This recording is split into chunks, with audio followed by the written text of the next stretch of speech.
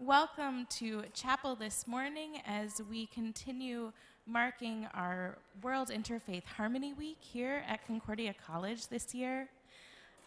If you've been here the last couple of days, you've heard this a couple of times, but if you're here for the first time, then I'm going to say it again. But the roots of the World Interfaith Harmony Week came out of Jordan. In 2010, King Abdullah II brought a proposal to the United Nations for a World Interfaith Harmony Week each year to be observed in the first week in February. And it was adopted unanimously by the United Nations. And this is the second time that we have marked this week here at Concordia College. We first marked it 2 years ago, so it was with great pleasure that we said we'd love to mark this again when Julia Brooklocker and Jake Bordelon came and said, can we do this? On Monday, Dr. Ahmed Afzal from our religion department was here and speaking from his tradition of Islam. Yesterday, Richard Henderson was here speaking out of his tradition of Baha'i.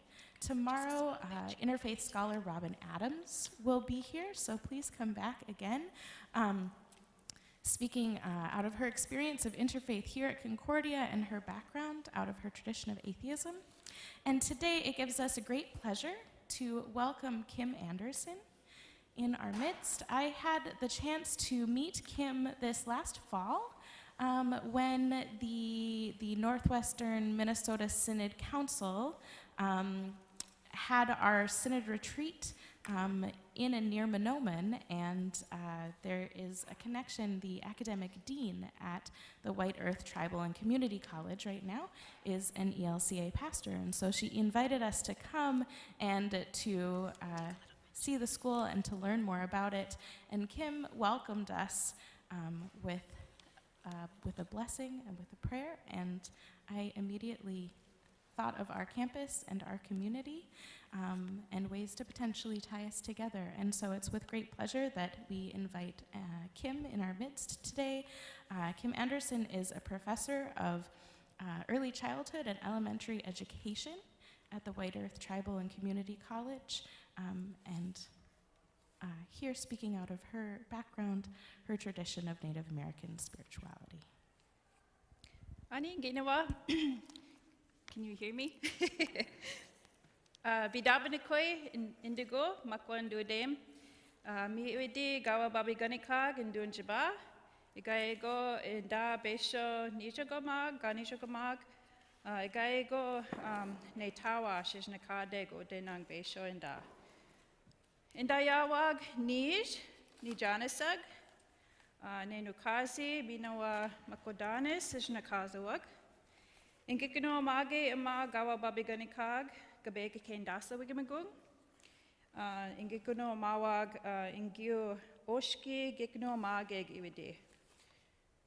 Gaego o semester ishnakadeg ingikino mage ojabwemoin hegae. Gaego ga enikamagak mewinsha. So anin everybody, my name is Kim Anderson. And I introduce myself in my language. Bidabanikoy is my Indian name, and that means the spirit who prepares the earth for the sunrise. It comes along with a story, and we are given our names by usually an elder within our community, or by somebody who has had the dream to give names. So we call him Wet'as. My Wet'a is, his name was Earl Hoagland, and he was an elder in our community. A spiritual elder as well as a healer. And I'm coming around with the tobacco today because tobacco is something that was given to us to have that path between us and the spirit world. So, we take this tobacco and we smoke it, and that sends up all of our prayers to all the beings up there, all the beings around us. So I didn't grow up this way. My family, there's been a lot of things in our history where my family, like both of my grandparents went to boarding school, and they were beaten because they were speaking their language. My great-grandma was the last speaker in our family, my great-grandma Josephine. And so I named my first daughter after her. Her name is Josephine. And my daughter Josephine is the first one who has been brought up with the language in my family since my grandma Josephine passed on. So, like she said, I teach at the White Earth Chapel and Community College. I was hired to teach new candidates for teaching in both elementary and early childhood. But this last semester, we had one of our faculty leave, and so I've inherited Ojibwemoin, our language, Ojibwemoin 1, Ojibwemoin 2, and History of Assimilation. So I am teaching 19 credits this semester, and I'm very busy, but it's fun. I also, in my background, I've taught at Nigane Immersion School. We do everything in our language, all math, science, reading, everything in our language. So I taught there for 5 years. I started my career out at Circle of Life, which is a BIE Ojibwe school, and I taught cultural arts there. And then my last 2 years, I taught the language because I was learning. So I've been speaking my language for the past 10 years, learning it, learning it and speaking it. Also in that journey, getting my name has kind of springboarded me or been the vehicle to discovering and being guided into what I do today. So I'm going to talk a little bit about the items that I have up here. This is my pipe. I did not make this pipe. This pipe came to me. So for a while, I was dreaming. I kept on dreaming about the pipe. I saw a pipe in my dream, and then I was in a different setting. I'd have another dream. I'd see a pipe in my dream. And at the same time, there was a young man in our community, and he was friends with another friend that I had told, I keep on having dreams about this pipe. And he said to our communal friend, I keep on having dreams about a pipe that I need to give to somebody. And so, lo and behold, the world works in, mysterious ways, and he was dreaming about a wigwam. And so my pipe has 4 wigwams on it. There's one here, there's one here, there's one here, and there's one back here. So I use this to pray for people. There's times where I've given, people come to me and they give me tobacco and I pray for them. This also, he didn't really, he knew my name, but he didn't know some of the dreams that were particular to this pipe. And so there's a sun on this pipe. And when I was getting my name, right before I got my name, I had a dream of Earl's wife, and there was a huge sun behind her, and it was just radiating out. And so there's that sun on that pipe. So this pipe meant to walk with me. It came to me, and I use it for good purposes. As well as this drum. So when I was at Circle of Life school, we, oftentimes were being asked to do drumming for people. The school wanted and parents wanted a drum group. Being a lady that cannot do anything with the bigger drums, I'm not supposed to sing on them, I'm not supposed to sit with them. So how am I supposed to teach the boys how to drum? I had to teach myself first how to sing, and then this drum came to me. And so I am able to carry this small drum, and I will sing for you in a little while. But my message is today, one of the values that we have in our Native American ways of doing things, and especially centered around ceremony, is the importance of visiting. So visiting to us, when we sit down, especially in our language, we think of this, we know that there's this light that's exchanged between the two that are sitting together. And when we speak our language, it can't be like I've taken language courses that were offered through ITV, and it just wasn't the same. You have to be in the same area, the same space. You can kind of think of it as people talk about different energies.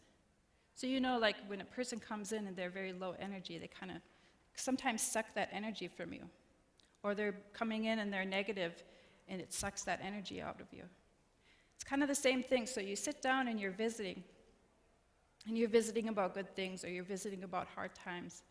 Either way, you're visiting, and that energy is exchanged between the two of you, or the three of you, or the four of you.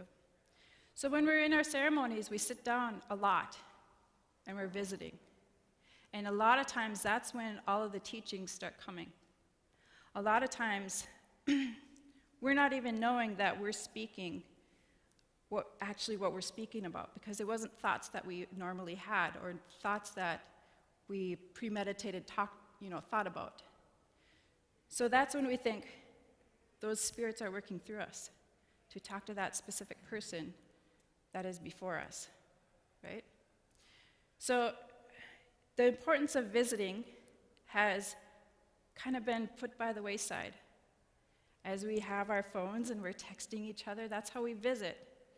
As we, get on Facebook and we put all of our stuff on there, and I know what that person is doing, and I know what so-and-so is doing this weekend, and we're not sitting down with each other and visiting anymore. So that's my message for you today. Sit down and visit with somebody. Go visit those people who you haven't seen for a while, and actually have a really good conversation. I know that, in the church setting, you guys have coffee time after service or coffee time before service. But what about those people who are kind of shut in? Those elders that are out there that can't get out to visit, or the ones who are in the nursing homes. Go visit them. Because what you have in you, all your energy, all that light that you have in you, all that stuff that you have in your heart, you go and share that with them. And how much healing is that, just from you being a healthy person and sharing your healing with them? Okay, that's my message for today. So I brought a dish of food, and this is how we normally set up, this is the way I've been taught that we set up things. So what I'm going to do, I'm going to take the tobacco that you all offered, and I'm going to send it up in a prayer. So while I'm doing that, I'm going to talk about the food and ask them spirits to also come in and feast with us. So we have many different things that we, or people that we talk about. So the spirits that are out there that we talk about. So in my prayer, I'll be talking about those ones that are up in the sky, everybody up there, the one who created everything, the ones who walk the sky, the sun, the moon, all those stars up there. We believe in thunderbirds, so there's a thunderbird that sits in each area, and so we talk about those. And then we talk about the ones who are the leaders in each of the directions, the ones who take care of everything in each direction. And then we talk about the ones who take care of stuff here on earth, all the little ones who crawl, all the big ones who walk, all the trees, everything around us. We think of them as having spirits. Even the little pebbles that we walk on every day, those are ones that are helping us to get to where we need to go. Okay? I also talk about the water. There's a specific person or a specific spirit that is the leader of the water, and he takes care of the water. And he has all of these ones who are taking care of that water, cleaning that water for us, and when we drink our water, it nourishes us and heals us. So if we don't, sometimes we get into our busy days and we forget they need feeding, they need prayers. And so when I was taught about this, 4 women got together and I went through my pipe lighting ceremony for when I first got my pipe.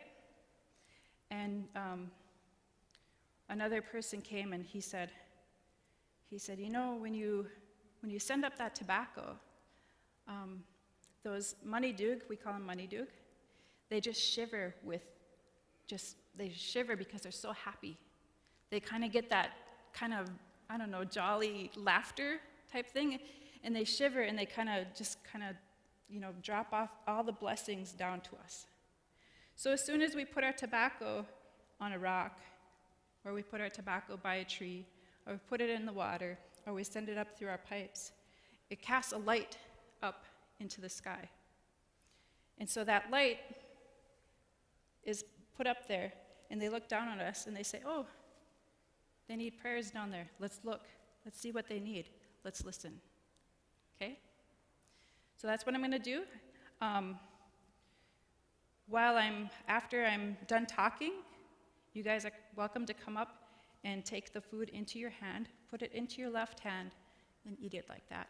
I'm sorry I didn't bring napkins. There might be some napkins back there. But take it into your left hand and eat it. Okay?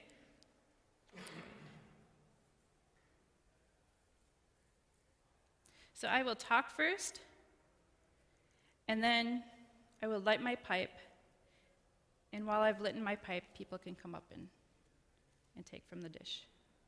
I also want to say that the food that is in there, the wild rice, comes from my reservation. And it was hand harvested by my husband with another elder in our community. There is maple syrup in there that my family gathers every year. So we have our maple camp every year. And the blueberries are wild, and the strawberries are also wild, but they may be frozen still. So hopefully you guys don't have any teeth stuff going on.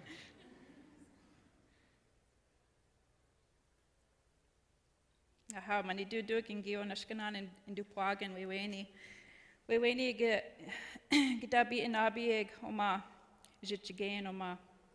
Migwech kinigego gami negoziang. Mimindige sa win naganaza DVD ishpiming kea. Gije mani du ish nakazod. Gauja tud kinigego in bagosena magje bi inabiwad ishchigain oma. Jewena mawad ongo gabi jawad. Gaye. Owiji mani du nagaye gabi mose DVD ishpiming. Gisis is nakazo.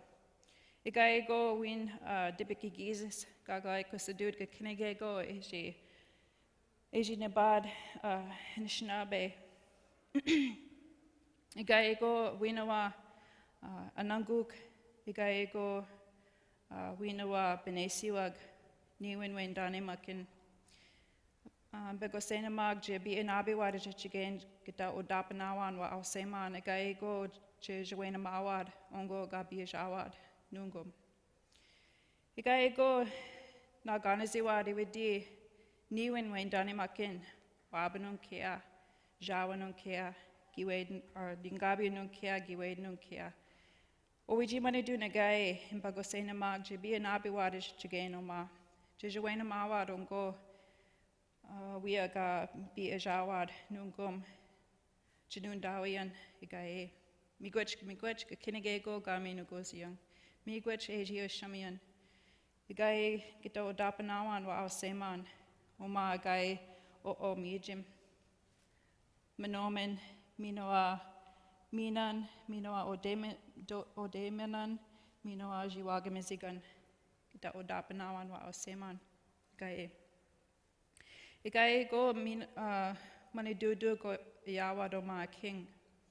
Wesiag, benesiag, memengwesiag, igaye bemu dinawad. Kita odapanawan wa seman. Igaye go kita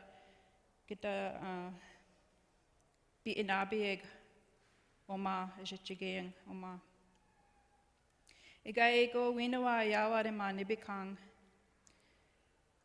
Nagana zidividi ishnakazo mishibizu. Owiji mani du nagaye. Migwech eji ganawenaman nebe. Eji minakwen weweni. Jigwaiko sudu kinegego ema in yawing. Igaego kita jawena mawad ongo. Wa mijiwad o mijim. Kita odapanawan wa mijim igaye. Miigwech, kakinage go ga minagozian. Miigwech eji ganaweni miyang. Miigwech eji juweni miyang. Oma. Miigwech kakinage go ga gikino mawian. Ega go kita juweni mawan. Ongo gikino ma gewad. Ega go gikino ma ganag oma. Concordia Gabega Kane Daso Wigamagoing Ishinakadeg. Miigwich, Kakinamani Dug. Mio. So you guys can go ahead and eat. And I will smoke. Don't be shy.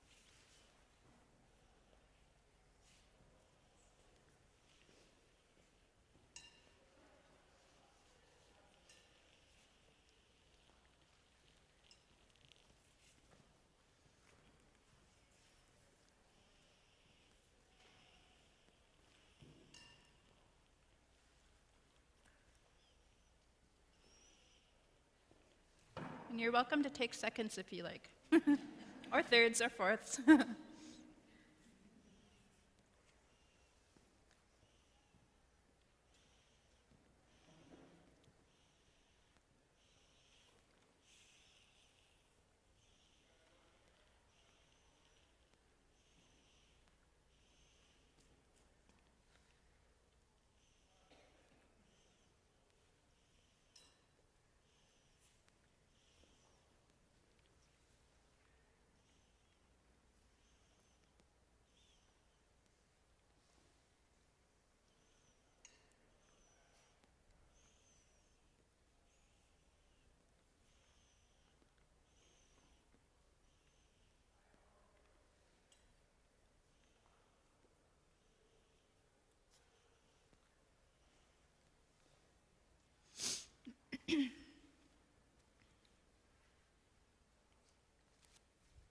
So I will sing a song for you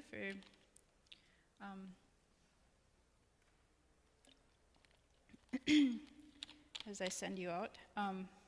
This song, I belong to a drum society, and my official title is Ogichidakwe. I am what they call a warrior woman, and so there's different societies. I also belong to a jingle dress society, so we do healing through our dresses. So people come to us and they offer us tobacco, and we do a ceremony for them.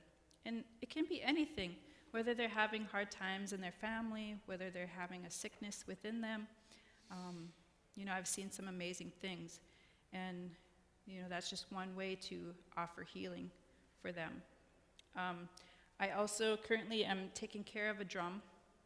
It's the drum that I sit with. Although I can't sing on there, that drum has somehow come to me, and so I'm taking care of it until those young men wake back up, or they find their way again.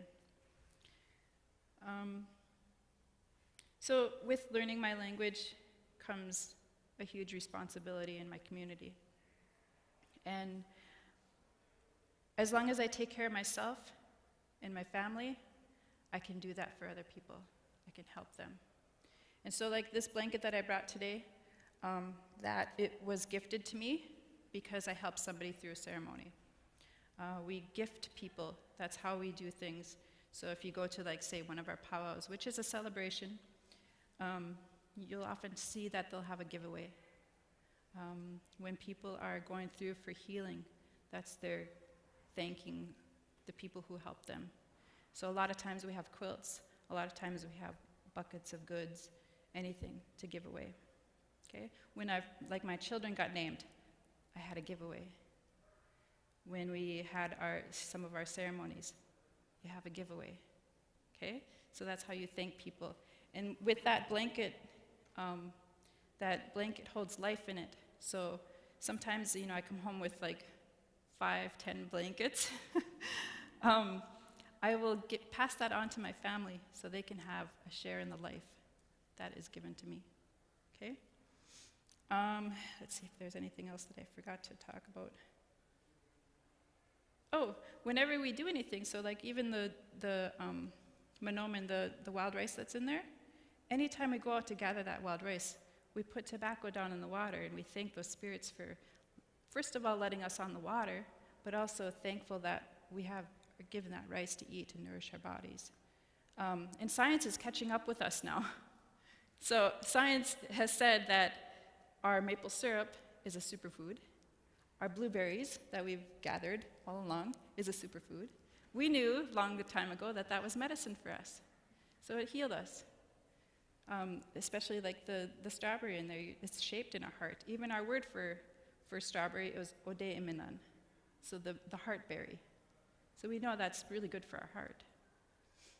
Some things like that. So whenever we go out and gather things, whether it be our medicine, whether it be, and this is, of course, commercial tobacco. We do have our regular tobacco. So we have different things, medicine, food, everything that we do to gather, we put our tobacco out and thank the spirits for that. Okay? So if you can turn down my mic and I won't blast out people's eardrums. Now remember, I taught myself how to sing, and I also belong to a drumming society. So this song comes from that society, the drum that is currently at my house that I take care of. The words are Nenukazi, indigo. So that means my name is Nenukazi. So this is Nenukazi, the hummingbird. And this is my youngest daughter's name.